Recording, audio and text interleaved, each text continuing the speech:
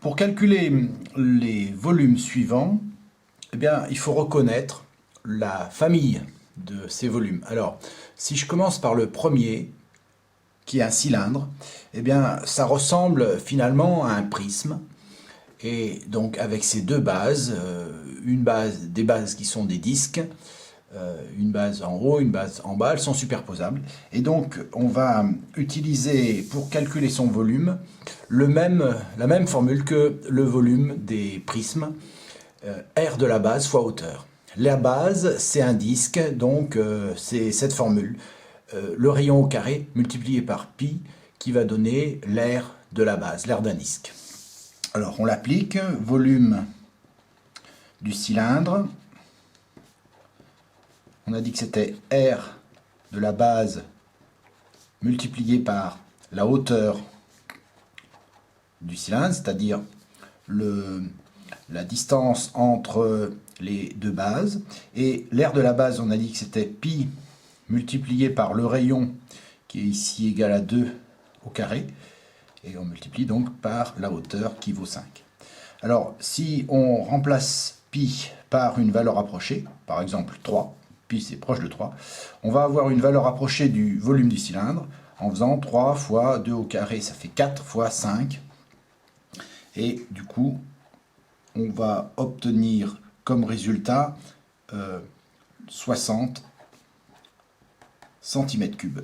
Parce que ici, l'unité était en centimètres et donc 60 cm3, l'unité de volume, c'est le centimètre cube. Pour calculer le volume de ce solide-là, représenté en perspective cavalière, il faut le reconnaître déjà. Alors, c'est un prisme à base rectangulaire. On appelle ça un pavé droit ou un parallélépipède rectangle. Il est formé de rectangles. Hein.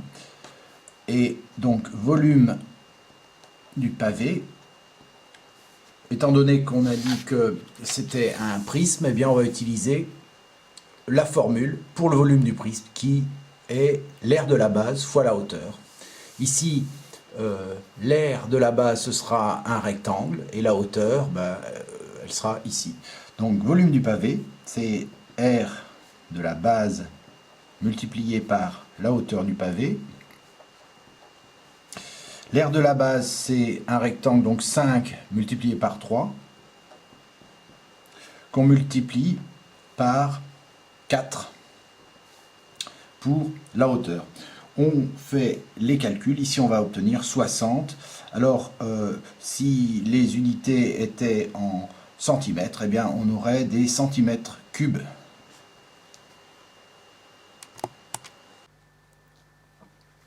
Pour calculer le volume de ce solide en perspective cavalière, on le reconnaît. Il faut le reconnaître déjà, c'est une pyramide. On voit le sommet ici et la base qui est là, qui est un triangle, donc une pyramide à base triangulaire. La formule pour calculer le volume d'une pyramide à base triangulaire, c'est R de la base fois hauteur et on divise par 3. Alors l'aire de la base ici, c'est un triangle qui est rectangle, on le voit ici.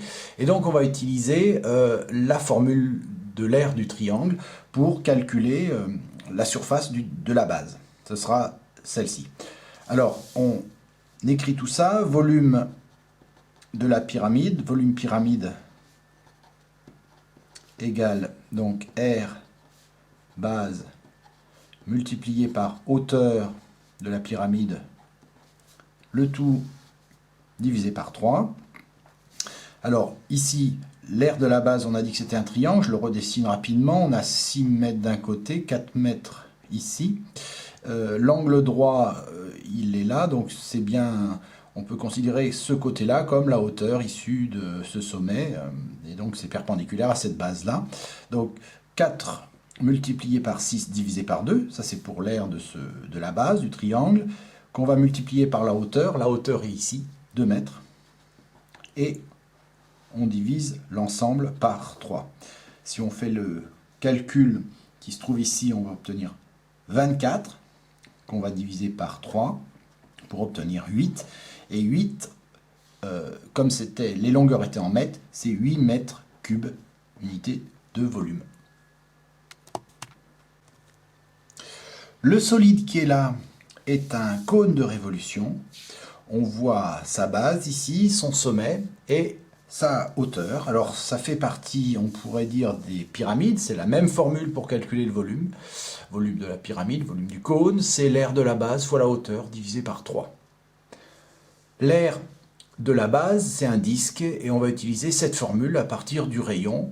Pour la surface ou l'aire du disque, on va utiliser cette formule R au carré, le rayon au carré multiplié par le nombre pi. Alors, on écrit tout ça. Volume du cône, c'est donc l'aire de la base multiplié par la hauteur du cône, divisé par 3.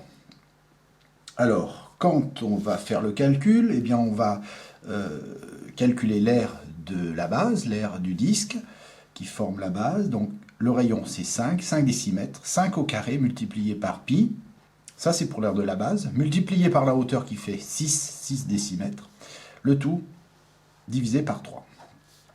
Si on poursuit le calcul en faisant 5 au carré, c'est-à-dire 25 fois 6 divisé par 3, on va obtenir 50. 50 fois le nombre pi. Et ce résultat-là, c'est le résultat, le calcul du volume de façon exacte. On a calculé exactement le volume. Maintenant, on peut remplacer pi par une valeur approchée, par exemple 3, et du coup, on n'aura plus la valeur exacte. On va avoir une valeur approchée du volume. 50 multiplié par 3, ce qui va faire 150 décimètres cubes. Donc ça, c'est le volume du cône de façon approchée, pas exacte, et là, c'est la valeur exacte du volume du cône.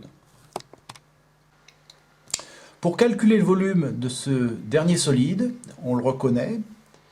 D'abord, on voit le sommet, la base ici. Alors, c'est une pyramide, donc on va utiliser la formule qui permet de calculer le volume des pyramides. L'aire de la base fois hauteur divisé par 3. La base, c'est un rectangle, on voit les angles droits, de longueur. Donc on va utiliser cette formule pour l'aire de la base. L'aire du rectangle, c'est longueur fois largeur. Alors on écrit donc volume pyramide égale donc R de la base multiplié par la hauteur de la pyramide,